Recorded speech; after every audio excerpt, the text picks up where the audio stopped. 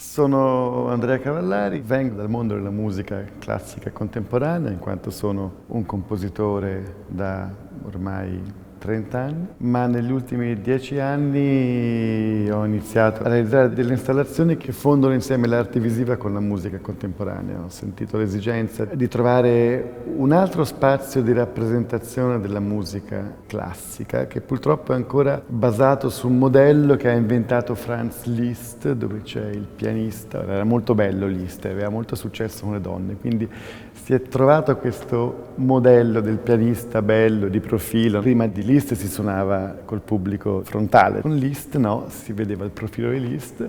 E quel sistema lì, del musicista di fronte al pubblico, quindi non inserito in un contesto, ma con questo distacco, è rimasto fino ai giorni d'oggi e io lo sento molto obsoleto, molto vecchio come modello di rappresentazione della musica, soprattutto della musica contemporanea. E quindi credo che trovare una nuova casa per la musica, l'arte visiva è lo spazio ideale, sia la soluzione per una diffusione di un'arte che purtroppo negli ultimi anni è rimasta un po' di nicchio, è stata spinta in un margine, inquadrettato in questo è troppo, non lo capisco, è troppo difficile. No, la musica contemporanea classica è bella quanto il rock, quanto il blues, quanto Bach, quanto Beethoven.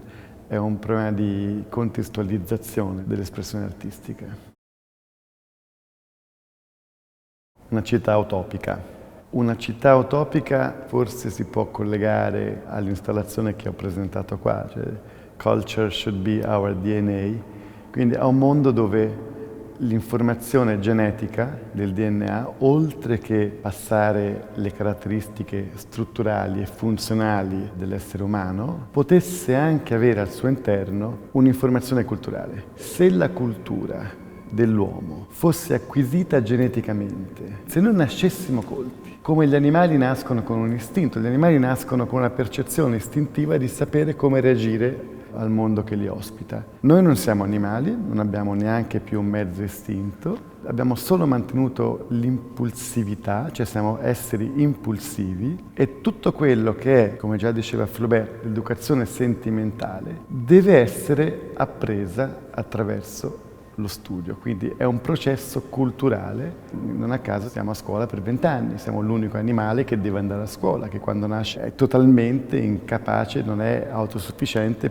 almeno per 20 anni. Quando il DNA, l'evoluzione della specie, avrà incorporato anche l'elemento culturale, avremo una società, per me utopica ideale, dove non sarà più necessario uno Stato, una polizia, dove non ci sarà necessità di avvocati, di controversie, dove l'armonia generale degli esseri umani sarà forse simile a quella di un alveare di api, dove tutti lavorano e vivono in coerenza e in armonia e vivono per il sistema e non a sfruttamento del sistema stesso. Sul pianeta Terra un embrione appena accennato di questo concetto si può forse intuire nella società giapponese. Questo spazio mi piace tantissimo perché è l'unico spazio a Firenze che ha veramente un respiro internazionale. Questo potrebbe essere uno spazio a Londra, a Tokyo, a New York. Non è appunto la scatola polverosa, nel senso che ci sono dentro dei contenuti che poi rimangono lì incastonati nella cornice, nella scatola. E non c'è una vera vita dei teatri o dei musei a Firenze. Lo spazio che ospita l'arte deve essere un posto vivo, come questo, dove succedono cose, ogni giorno c'è qualcosa di diverso, artisti che entrano e escono. Mi trovo molto meglio in spazi così che non nelle asettiche, lucide gallerie d'arte che hanno sempre e troppo una funzionalità commerciale che io detesto. L'arte dovrebbe essere fruibile, anzi, la cultura dovrebbe essere fruibile dalla società o la società dovrebbe poterne usufruire come per l'assistenza sociale, come per health and care. Quando hai bisogno di un'ambulanza, l'ambulanza arriva. Se hai bisogno di vederti un Rembrandt, prendi, entri agli Uffizi e te lo vedi. Non devi pagare un biglietto, fare una coda. No, l'arte deve essere fruibile. E la cultura è esattamente come un servizio sociale. Siamo molto lontani.